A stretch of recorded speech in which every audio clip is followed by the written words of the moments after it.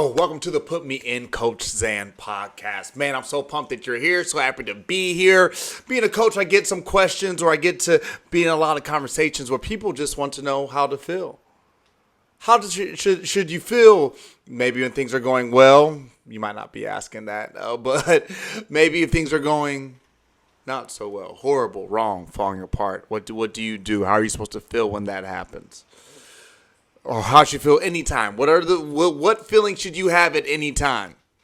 We're going to go over all those answers. Just want to say again, thank you for showing up. Like, comment, share. It helps so much, and all we want to do here is help people. Either way, let's get back to it. How should we feel? How should you feel when everything's broken, or you feel your emotions, sadness, loss, confusion, lack, or fear? Or goodness, or love, whatever. How do you feel during any of this?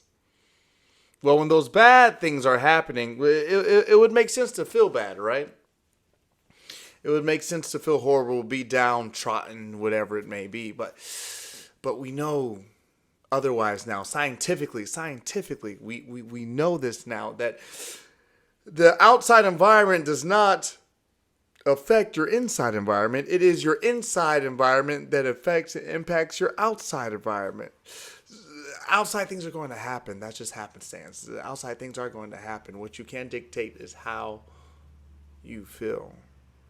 And even if these variables and things that happen outside of you are happening, you can't control that. Am I right? You can't control that. The only thing you can control is how you feel on the inside. And if you can control that, if you can focus that, then you can also control or create what your outside environment looks as.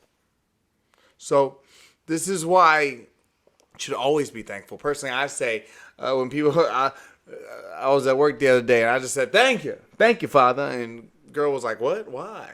I told her what I always say. If I say thank you enough, eventually I'll find something to be thankful for. If I say thank you enough, eventually I will find something to be thankful for.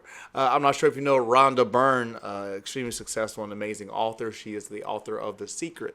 If you haven't read The Secret, I highly recommend you read The Secret.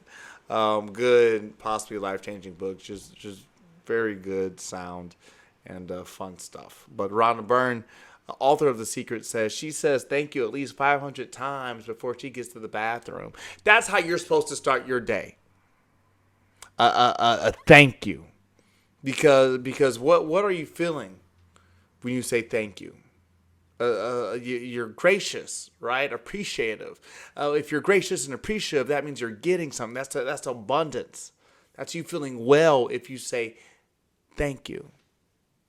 So instead of when things are feeling bad, because once again, our inside environment dictates our outside environment doesn't dictate our inside environment. So when things are going bad or well, whatever it is, say thank you. Be thankful at all times. Because the more you say thank you, the more you are creating abundance, the feeling of abundance. And this universe, our God, will give you more of that feeling abundance if you are wise enough to always be thankful no matter what is going on. All right. So, quick case for a living God. So, a lot of the cool kids these days say the universe, or I thank the universe, or I pray for the universe. So if you're praying for the universe, you're praying for all things, right? And if you expect the universe to give something to you, you expect all things, this whole thing, to coerce and to make way for, to work together to give it to you, right? And if the universe is alive, if you're asking the universe for all things, that you are saying that God is alive, because God is all things. What something must be created to come to, right? The whole universe was created by God. God is in all, and it can't come from nothing. God, all right? So it came from nothing. So this active universe, this we're praying is living, is God, and is all things, and is, as you say, is listening to you, to how you feel, not just what you say. Like, you ever get a bad gift?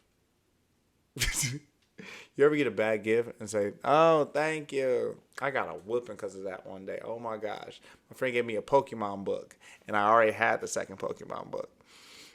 And I was like, "Oh, cool." And my mom was like, gave me that look, like, "Don't you dare, you don't know. You gotta be thankful."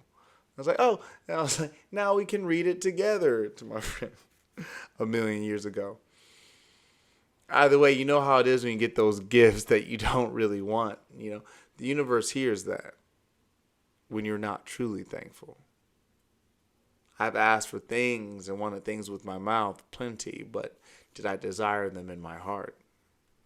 So make sure you're not just giving lip service when you thank you. Sure, the first one or 100 might be just lip service, but eventually make sure you getting to true feelings of thankfulness, because our God of the entire universe is listening and wanting to give to you. We are children of the universe, right?